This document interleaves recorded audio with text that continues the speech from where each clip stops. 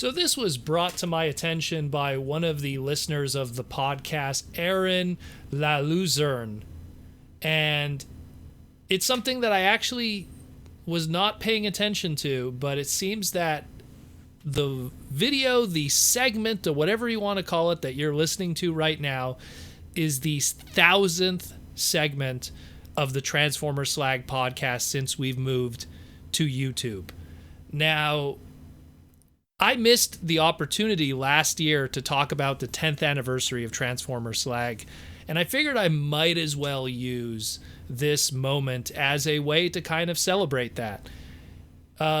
Transformers Slag didn't start as Transformers Slag. It started as Canadian Slag many years ago, specifically February 9th, 2009. We missed the anniversary last year, unfortunately. And it was started with a group of individuals, me, and it was at the time Code of Honor. I think Dak was part of it at one point. Essentially, people within the Transformers community in the Canadian side for Cybertron.ca, which was a sister site of TFW 2005 at the time. And it was essentially going to be an MP3 file exclusive to the Cybertron.ca website, and that was that. And as the years pass, people come in and out of the fandom. They get really hardcore into Transformers. I mean, 2009 was like, in my opinion, was like the peak of popularity during that Revenge of the Fallen time. And people come in and people come out, and people's passion for the hobby disappears, and Slag's rotation of people changed, and people like Cheers Ian would come in, and GM Fan, and people would leave, and it just was a constant changing and rotating part of the fandom. Some people, their passion for Transformers really is just a visit. They come in, they enjoy what they see, and they leave. And some people, their love for Transformers is something that's always been a part of them and part of their life. And in the Slag podcast, that consistent, and I don't want to sound silly, but it was me. And it's probably because I've been part of the online fandom since way before even this. I got on the online fandom back in 96, 97. So it didn't surprise me that as time passed, Transformers Slag, Canadian Slag became Transformers Slag with me and Jaws D. Jaws D joined the podcast when it still was Canadian Slag. Me and him took it off of Cybertron.ca, got rid of the Canadian part, made it a global podcast so everyone could enjoy. Because me and Jaws D were hitting up BotCons. We were part of the global community of Transformers. We always were. And we felt that the podcast should reflect that, not just Canadian content. So it expanded into that. And then it was an MP3 file, pretty much found on Cybertron.ca and archive.org and a few other places. But it wasn't until I was inspired by the other fellow creators in the podcast world, both locally in Montreal and within other communities, not so much the Transformer community, but other communities that I was part of, did I decide to change the platforms that the podcast would be on, not just MP3s or Spotify or anything like that. And I brought it to the YouTube setting, and it exploded extremely quickly. Primarily because luckily I had a pre-existing audience prior to that were listeners. I always like to say that, the numbers don't really matter if you have 1,000 views, 10,000 views on a segment, as long as you have that good, solid 100 listener base that will watch anything you do, thumbs up anything you do, enjoy anything you do, support anything you do. As long as you got those 100 people, that's all that really matters, in my opinion, in the numbers. And luckily, a lot of those people followed everything that I did, whether it be the YouTube review thing back in the day or the creative stuff from comic books and everything in Transformer official and unofficial fiction, just everything that I've done in the Transformer community throughout the years. And Slag is an extension of that. A lot of times when I'm at conventions and people come up to me and they say they love what I do, I actually always fire back the question, what exactly is it? Because it could be one of many different things. It could be YouTube videos. It could be the podcast. It could be Transformer finance help or panels that I used to do back in the day at conventions. It could be the creative side of things. But still, that being said, you know, it could be the Twitter. I don't know. You know, it's I've been very busy. The past, geez, how long have I been in the online fandom now? Oh my God, I think 25 years now.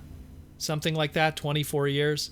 I've done a lot, and it's absolutely crazy when I look back. And again, I figured I could use this 1000th video as an excuse to kind of celebrate the missed 10th anniversary of Transformers Slag. Heck, missed 11th anniversary, mostly because we were distracted with the big V and everything. But it's good to be part of this community, and I have a very loyal and caring fan base. I appreciate everything that you guys do. Like, it's always good to know that when you could put out a tweet or when you could put out a segment, there's always a good pocket of people that you know are going to support everything that you do.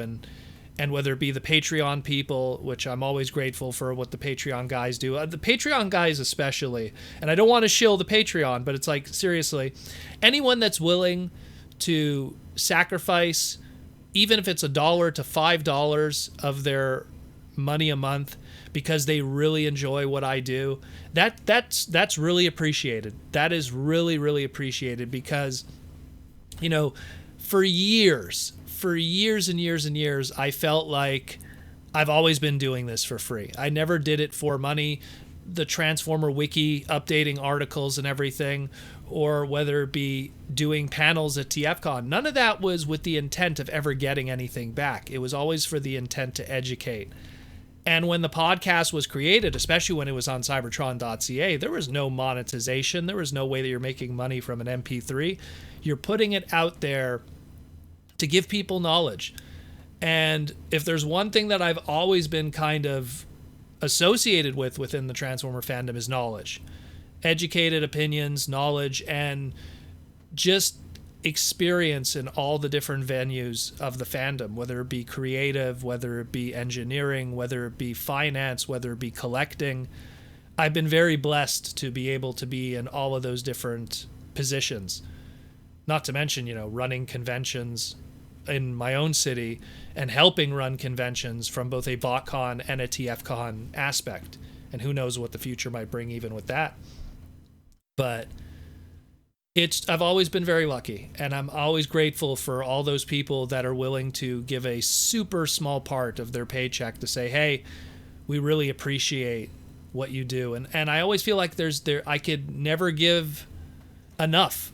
And what I want to announce even is that what I'm probably going to do is, for my $5 Patreon level, I want to send a little gift to everybody as a thank you. And within the next coming weeks, I'm going to be, I guess, without sounding creepy, I'm going to be gathering some addresses to send you guys some little small gift in the mail as a thank you.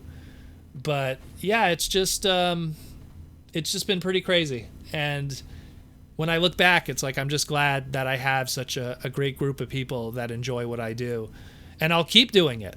I will keep doing it for as long as I possibly can, because, again, unlike a lot of the people that have come and gone in the fandom, both in the podcast and in the fandom as a whole, I'm going to be here for the long run. I love Transformers. I never get bored of Transformers. Even when a series is kind of boring, there's so much to enjoy. If ever, you know, whenever we hit like a Robots in Disguise 2.0 patch, as I like to call it, you know, where a series isn't doing it for me, you have a comic book series that's doing really good at the time, or you have a video game that you could dive into. There's always something. There's always some way to enjoy this fandom. It isn't just reliant on one aspect of it. And I think that more than ever is what kept me alive in it, is that there never was a point where I felt there wasn't something you could enjoy. And because it's such a multifaceted brand, if you will, it just always led to reinvention and new discoveries, new transformations, if you will. But yeah, once again, thanks again, everyone, for the support. If you do want to join the Patreon, I'm going to shill it just because I can. check in the description below. Always there if you want to join. But I'm grateful for all that we've done up to this point, and all more we will continue to do up to the future, because there's still so much to discuss, there's still so much to discover, and there's still so many more toys to mess with, play with, and discover.